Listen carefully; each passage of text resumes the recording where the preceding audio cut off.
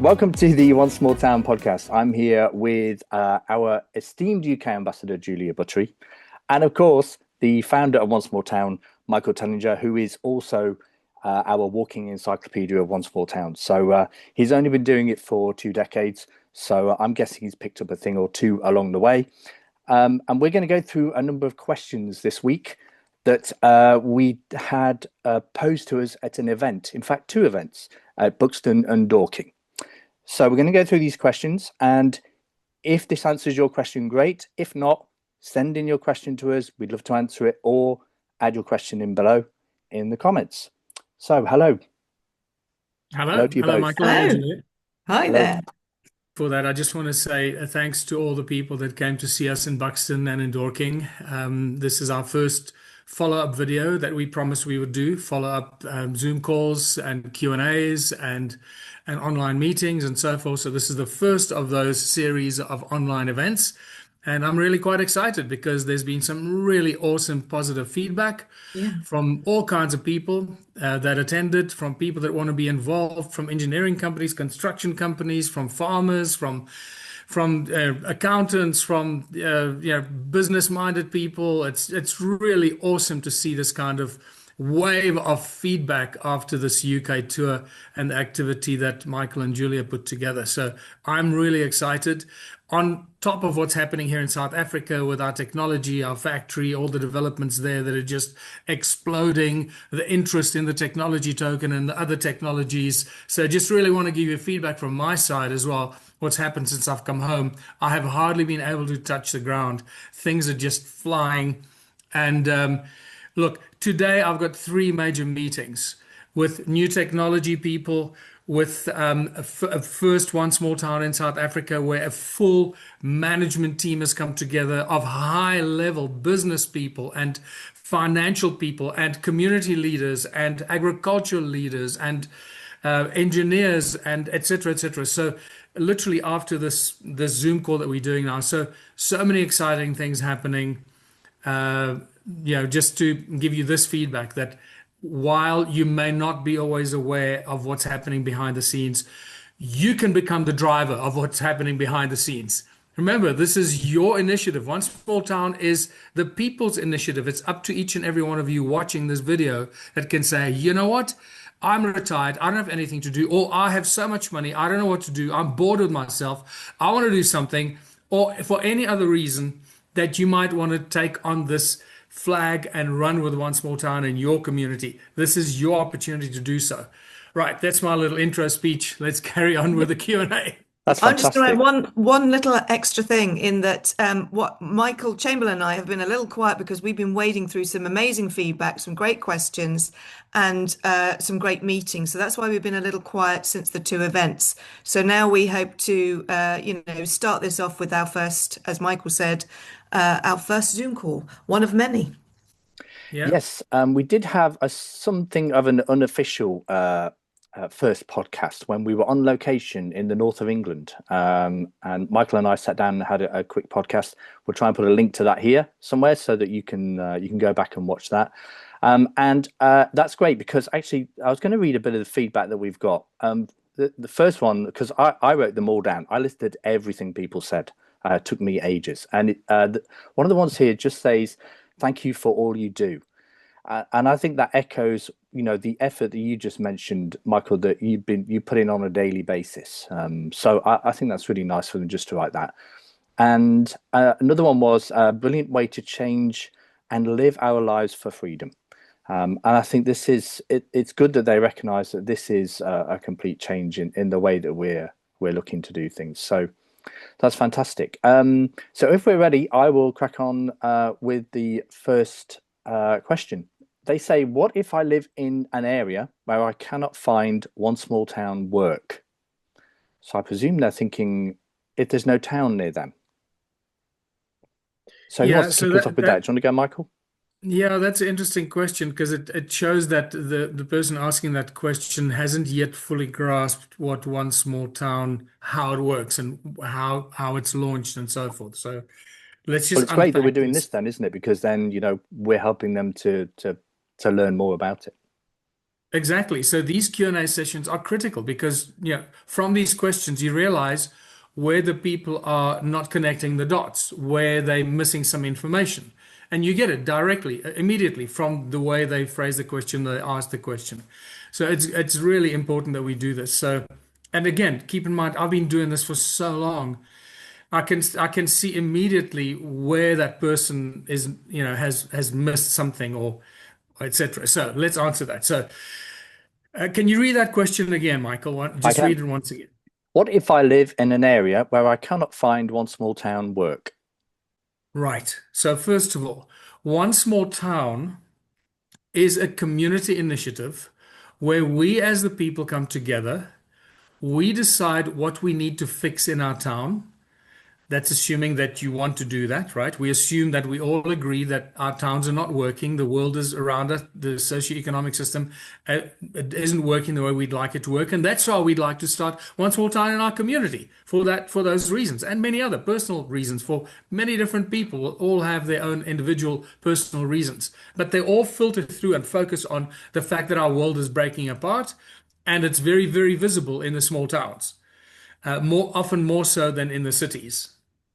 So this is where people come together and they decide what to do, what they want to fix in their town, and what businesses we as a community want to start so we can create businesses that belong to us as the community. So One Small Town, in a sense, does not offer jobs to people. We're not a job creating agency or a job offering agency. Right. So we don't offer jobs to people. We inspire people in communities to start their own businesses. So what is the consequence of that action if you start your own businesses? There's several consequences to that. First of all, every business needs to be run by a group of specialists, somebody who's specialized to run that business. If you're starting a bakery, you want a baker to do the work. If you want a dairy, you want somebody who knows how to run a dairy and how to make butter and cream and milk and yogurt and cheese and whatever else comes out of a dairy. So if you want to start an engineering shop, you want an engineer to run the factory. So you don't start businesses with volunteers. So every business that we start as a community comes as a result of a business plan.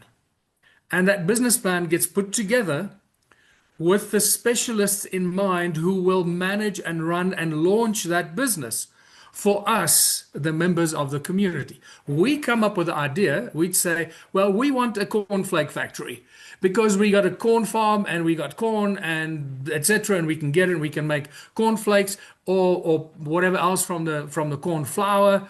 So we want to come up with a cornflake factory. So we put a business plan together. The consequence of that is that the cornflake factory will have a few permanent jobs. So this is the important things.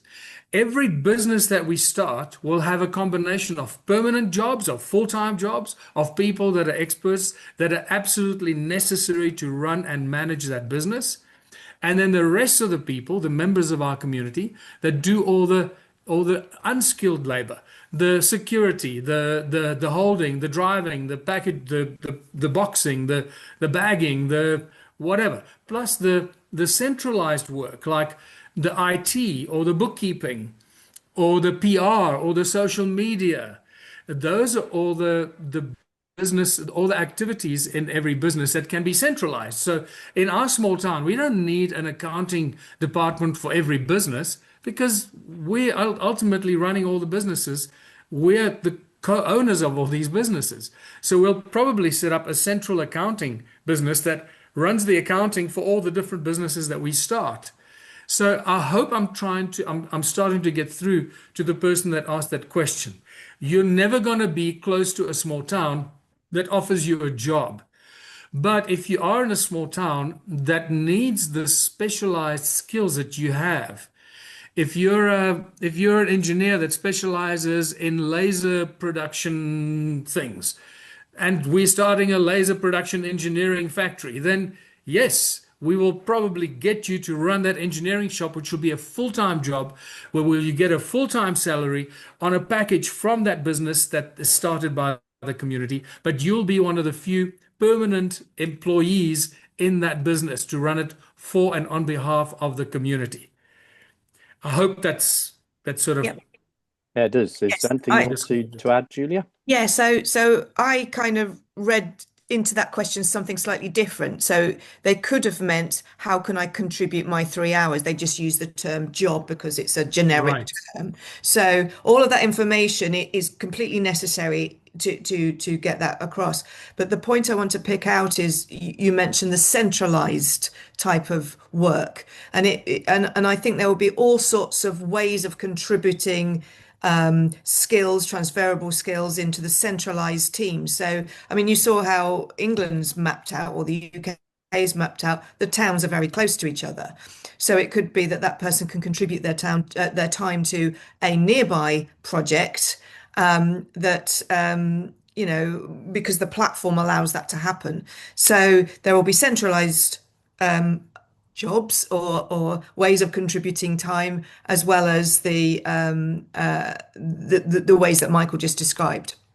So what I've done also is I've separated the word job and Yeah, work. So a job is a very specific function, yes, but the One Small Town community-owned businesses and our community upliftment programs or projects create work for all our members. It's something you go and do on a daily basis or a weekly basis, depends how much time you've got, because you choose to go and do that. Because by doing this work for your community or for the businesses that we've started, keep in mind that you have to contribute a minimum of 3 hours a week. And the whole One Small Town model is based on the fact that our members in our town will contribute a minimum of 3 hours a week. So we base our work required labor force and the required businesses that we need for the full-time jobs and the required labor to do all the additional work in each business. We base that on the number of members we have and the minimum number of hours they're going to contribute every week. So if we have 1,000 members signed up, that means we have 3,000 hours of labor that we can contribute ourselves. Over and above that, we have the full-time employees that we have appointed as the people that will run our specialized businesses, right? Because they're experts and we've chosen them to run our businesses. Because you don't want a bunch of, ignorant people running your business. You want the best possible expert to run your businesses for you to make the most success and the most profit for us. So I hope that makes sense. Fantastic. I think it's probably worth pointing out as well that that doesn't stop you signing up as a member, does it? And actually, I call those that have signed up as a member and they're not doing remote type contribution, they're not in a town yet that they can contribute to. I call them dormant members, which I think kind of sums up that they're members in waiting, I suppose, for when we do have work for them remotely or in their town. So that doesn't stop you signing up. People go to onesmalltown.org, sign up as a member. And this is why we're doing this, so that we can answer these questions comprehensively. When you sign up as a member online on our website, when you sign up as a member, that doesn't mean you have to start contributing 3 hours somewhere now, next week, because that's what some people might also get. That just means that you're now a global member of One Small Town, and you can buy tokens, or somebody can send you tokens, or you can put at the bottom of your invoices to say that you accept payment in Infinity tokens, and here's my digital wallet address, just like we used to do with Bitcoin in the early days before Bitcoin became, an enrichment tool rather than a community empowerment tool. So you can start doing that as a One Small Town member. You can also offer to pay people in Infinity tokens if you have them, if you bought them. Keep in mind we issued 24 million Infinity tokens that are available for people to buy. So you can buy them while they're available. That's what we call our seed capital funding, our seed funding tokens. The selling of those tokens helps to fund the One Small Town office and the setting up of our technology, our factories, etc., etc. And the more tokens we sell, the more we can do. Okay. So yeah, we'll have questions around that as well. Actually, you get interrupted because I can go down many rabbit holes with these because of course, in my mind everything is interconnected. So once I go down one rabbit hole, I realize it's connected to that thing. And so we're going to interrupt you then. You can interrupt me. Because we do have questions around all of those tokens, and so we can nicely compartmentalize the questions. Yes. And you can apply the rabbit hole around each question. Yes. So we'll be tackling all of those and more, and absolutely, and that's why it's worth signing up as a member, because then you are ready and you can already engage as Michael's outlined there. So that's fantastic. So the next question is, if I was to open an OST business, what profit goes into the one starting and running it, and the percentages? So let's Right. just give you the business model there then. Yeah. Yeah. So keep in mind again, if you want to open a one small town business, then you first of all, are you opening it as an investor, as somebody who puts the funding together? Are you opening it as a person who wants to run it, who wants to manage it? Are you opening it because it's an idea that you have and you want someone in the community to run it? It's a bit of a vague question, right? Because of if you understand how one small town works, then again you would understand how vague that question is from a one small town perspective. So we need to unpack how one small town businesses are started to make sense of that question, or for anyone else who hears that question to understand why that question is a little vague. So, one small town businesses are started by our members and our community, our one small town management team, the ambassador, the business planner, the project manager, the advisors, the team that gets put together by the ambassador in a community. Or anybody else that says, hey, I've got a business idea. Here's a business plan. Can we start this as a community business? And they bring the business plan to the table. And you look at the business plan, you say, oh, this is fantastic. A fridge factory, absolutely. We got special ways of making fridges or whatever. There's something unique about this business plan. You say, this is a great business. Let's start this business. So, and the business plan is written. You need £1 million to start it. So that's how you would start a one small town business. So now we then have to find the people that are going to run that business. Where do we find the specialists that know how to run a fridge making factory? And then we look for those people and we bring them in and we offer them a job, because the payment of this experts to run a fridge making factory are in the business plan. It's in the business model and it shows a great profit and return on investment. That's why we want to do it as a community. So Yeah. from what sense are you starting the business? If Sure. you are Well, an investor, that doesn't mean you're going to be running the business. The yeah. investor is not necessarily going to run the business. The community members are not going to run the business. They're just going to do all the ancillary work, like we said before.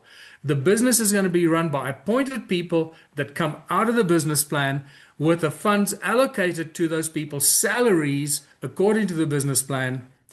So if you want to start a business, you can then and you want to start a business because you know how to run a fridge factory, then you'll be given the job to run the fridge factory. And that'll come with a salary, with the benefits that come as you and your community decide, and so forth. If you start the business as a funder, as an investor, that's when you'll get your 30%. 30% that goes to the investor or the funder. And if you the only funder, only investor, then you get the full 30%. If you're a partial investor into the business, then you get a proportional return based on how much you invested, based on the required investment. I hope that makes sense. Yeah, So absolutely. Anything you want to add, Julia? yes, sorry, yes, I preempted that. So one of the videos that we're going to make is along the lines of the org structure. So how a town support team works and all the positions within the town support team, so that people can see that there is an organized structure to how we put forward these business plans, that it's not just, oh, let's just put a fridge factory plan together, then hope somebody that knows how to make fridges comes forward, that there Yeah. is a sort of step-by-step way of implementing your town and your projects. So we'll Yeah. put that together as a separate video so that people can put the context around, or some extra context around what you've just said there, Michael. Yeah, and it's also, this is a bit of a hangover from the early days of the Ubuntu movement and the early days of the One Small Town initiative, where people thought, oh, this is like yeah, an intentional community. Let's get together and grow some food on a piece of land. It's so, we obviously moved so far away from that. So that's not what we're doing. Yeah. It's a very serious thing where we look at very serious businesses and make very serious profits, how to do the business plans for them, how to raise the funds for it, and how to start those businesses. That's what this is all about. Yes. If you want a sneak peek, go onto the website, and I can't think where it is, but maybe we'll put it in the link. There are the country and the town ambassadors manual, and on I think the front page is the chart of the organization chart. So you can get a sneak peek there, but we will run a dedicated video all about that. Yes, so make sure you tune in for that because we'll probably go through a series of videos outlining the Ambassador's Manual for the Ambassador's Manual, Country Manual, and the Ambassador's Town Manual. And we'll get obviously Julia and Michael back to get their input on those. On to the next question then. Yeah, this is an interesting one. Okay, I would like to know what happens to our membership when we die. Oh, good question. Good question. A little bit dark, but it has to be addressed, doesn't it? Yeah. So I think, and we wrote these models some time ago, and I know that we dealt with that. But I must tell you that right now I'm a little bit fuzzy on that. I'm sure that somewhere in the terms and conditions is that if you die and you've appointed heirs to like in any normal situation, Like a will? like a will, then your heirs will then be granted your tokens. If you have, say 100,000 tokens accumulated and you have somebody in your will, then the One Small Town head office will transfer the tokens from the deceased person's wallet to your wallet if that will is presented. And I'm sure we've dealt with that in that normal run-of-the-mill ways. But it's obviously a lot less bureaucratic and red tape than you have with state wills and all the nonsense you have to go through when you have a death in your family. It's a nightmare. I remember when my father died, it was an absolute nightmare that we went through with all that stuff. Yeah. And anyone that's had to deal with it will It's know it, what I mean. it's a difficult enough time anyway, isn't it, without adding in further complications. And Yeah. on that point, I guess if we're further down the line and people are earning, dividends, monthly amounts from the profits from all the businesses, then we're into a monetary value, which I guess they would then just need to incorporate into their will as they would normally. Well, let's be very clear about this. The only thing that you can transfer to your relatives are the tokens that you hold. And this is why we also created the technology tokens and what we call the investor tokens, if you want to call it that. I don't want to call it that because the word investment carries all kinds of legal complications with it. So we don't want to use the word investment. But if you've been a donor and a contributor towards funding one of the businesses, you'll have tokens that are connected to that business and the rewards that that business pays you based on the number of tokens you hold and the profitability of that business. So you'll then receive those tokens from your ancestors or from your relatives that passed on, and those tokens will then automatically channel the distribution of the profits to you as the token holder. So we've really simplified this and made it very, Yeah. very easy for Because people to take on somebody else's tokens. because anything that's money orientated would get dealt with in the normal probate way. Yeah, it would. Yes. Yeah.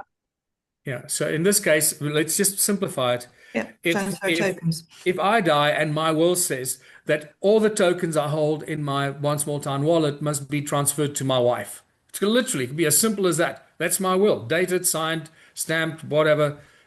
That's it. So we get it, we receive it, and the head office gets it, receives it, and we execute that will based on the direction of the will.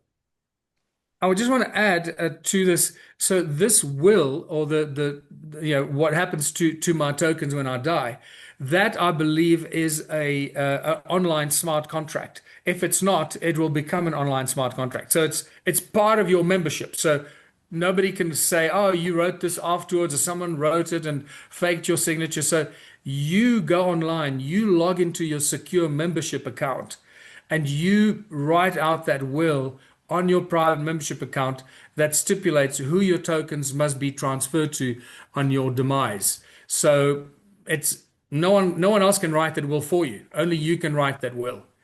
And if it so happens that you didn't write that will and it's not on your membership profile as a smart contract instruction, that should happen automatically.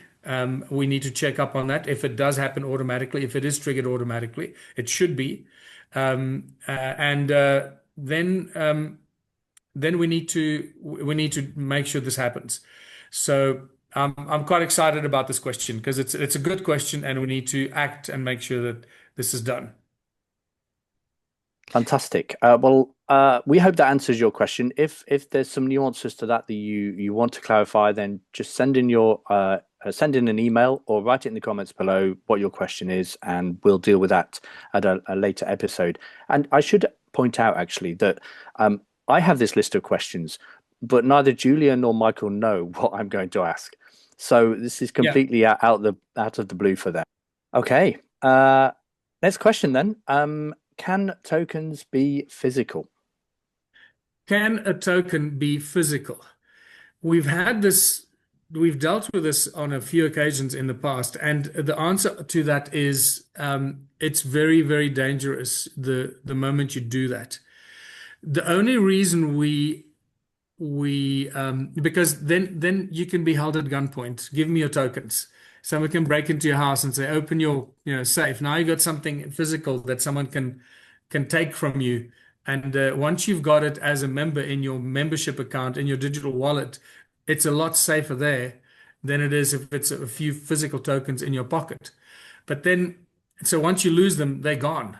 And then we can't trace who's got them. Anyone's got them, and they can go and pay something at a local store, one small town store, with their physical tokens. There were two occasions that we considered about physical tokens. One of them was like a proper physical gold investment bullion to say, let's mint a limited number of gold coins called the one small town token, and give them a code. And there's only 1,000 of them worldwide. And that becomes a fundraising mechanism for one small town head office. But at the same time, an investment for people into physical gold who are physical gold junkies, and they like having gold coins, whether it's Krugerrands or any of the other gold coins. I don't know too many other gold coins other than Krugerrands. So that was an idea, and we actually went down that road quite a bit, and we found a guy that mints coins here in Johannesburg, and we investigated that, and it still could be done because that's a good physical, potentially a fundraising initiative for the One Small Town head office with physical gold that somebody buys and pays for it, and that helps the One Small Town office pay for our expenses. And then obviously that gold just becomes more valuable because it's a coin and it's gold. So it keeps increasing in value the way gold is increasing in value. The second option, the second token thing that we thought about is, what if the entire global financial system crashes? The internet crashes, there's no Wi-Fi, there's no internet, nothing. How can we create a physical token that can replace the digital token and the digital wallet? Because for some reason, whatever that reason is, we can't use our digital wallets. We should always be able to use our digital wallets because we can localize the tokens, like in a store. As long as the tokens are on a local network in your store, and with all the tills and the computers and scanning the QR codes into a computer, that's fine. You're not on the internet. You don't need the internet. You don't need to email things or send things on WhatsApp or anything. It is your own private network in your store, which could be your town. Your town could be on a private network as well. So each one small town can run on its own private network in that town that gets updated once a week. We can then manufacture and issue physical tokens in each town that are issued numbers from the head office. So the main computer that allocates the infinity tokens will allocate a sequence of numbers to your town where your head office then mints and prints physical tokens that are encoded with a little radio frequency chip. That radio frequency chip carries a frequency that's assigned that token frequency instead of an NFT, which has got some bits written on it. Now that token has got an RF frequency encoded in it, so it's a physical form of an NFT. It's non, you can't fudge it out. It can't disappear. Once you've issued it, unless you bury it and it gets lost, you can't lose it. So each town can then mint their own tokens in plastic or some material with its own radio frequency or RF chip, as you call it, and that token becomes its own unique thing. So it means it can be traced. So you, as a Once More Town member, will then receive tokens for your 3 hour contribution, and we know which of those tokens have been allocated to you as a member. So if you lose that token and somebody else suddenly comes up with a token and they're using it somewhere else, we know that that token belongs to you. So that has been put together as an absolute last kind of straw backup if we need to start using physical tokens instead of digital tokens. I hope this shows people how much work has been done on One Small Town and how far we've gone in thinking and debating and solving problems and thinking ahead. Yeah. So we have a continuity plan. Yes, and that is the reason that we are here. While other people are talking about the problems, we are working on the solutions and actively doing them. So that's fantastic. And that does lead into a question which was asked at one of the events, actually, but I feel it's, we're going to need to repeat these a number of times for everyone to hear it. So does the digital currency work when there's no electricity, i.e. after a long power cut? So I think what you've outlined already is that actually, yeah, it will function. But in terms of backing up the data, then it will be backed up in a number of areas. So once the power is back on, then we can just hook up back up to the main platform afterwards, and then re-upload all the data. I mean, a power cut is it's like saying, well, will my bank account still be there if I log off and close my laptop and come back tomorrow and log on again? Is my bank account still going to be there? That's how I see that question. Of course, it's going to be there. Everything on your membership system is backed up in several places. So if anything goes wrong, it's backed up. So when it restarts, everything will be there. And if for some reason it's not there, we can trace it back and make a correction. Yeah, but works in the very same way, that's doesn't it? that's a strange question. I don't quite understand that question. Well, we're going to have a mixture of questions here, and I suppose as long as we are answering them, then hopefully people will be getting something out of it. So here's an interesting question. It's kind of a two-part question. Well, in fact, it's two questions, but they both relate to each other. The first one is, who is liable if someone working their 3 hours gets injured? And the second part is, how does insurance work in one small town? Is this something that's been thought about? Yes, a very important question. So that's going to be up to each town and each community to put those structures in place. So remember this, these are your businesses. You are a co-owner of those businesses because you're contributing your 3 hours. So they will, the community under the ambassador and the management team together with the council of the community council, the Once More Town Community Council, need to come up with a solution for that. It can't come from head office because we're not responsible for the businesses that the community start. They're responsible for the businesses that they start themselves, and therefore they need to put in, Well, whatever. Yeah, back up. all the relevant health, HSE, as they call it, health, safety, and environment things need to be put in place to make sure that everybody is Yes. looked after. We can't have people running around the fridge factory Yeah. and So, falling so over. I would assume that any business, like we will start, say, let's go back to the fridge factory. So we start a fridge factory in your town. That business runs as a normal business. It's not a weird, hippies trying to put together a fridge. This is a serious business.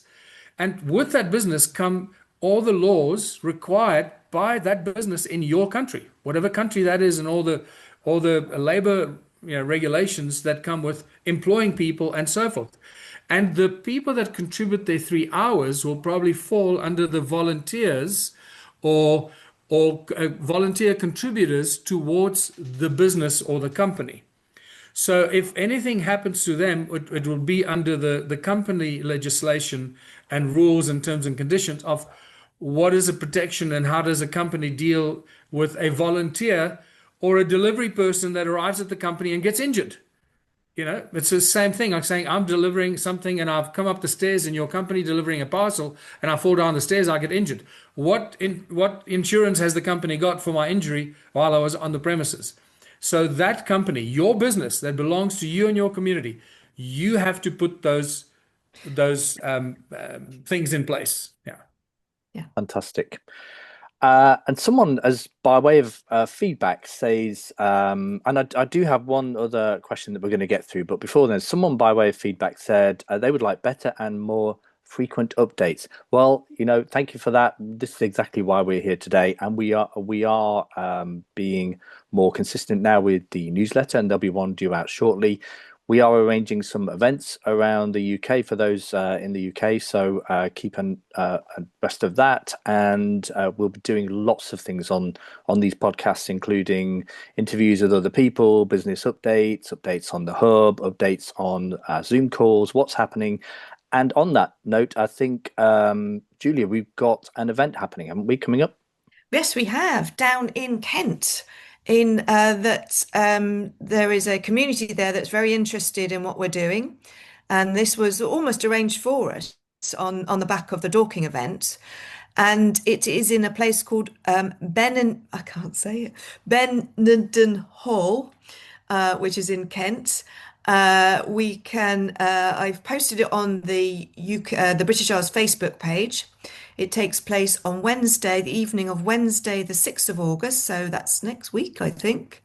And if you'd like to come along, email us at britishisles@onesmalltown.org to let us know you're coming. And there is a donation on the door.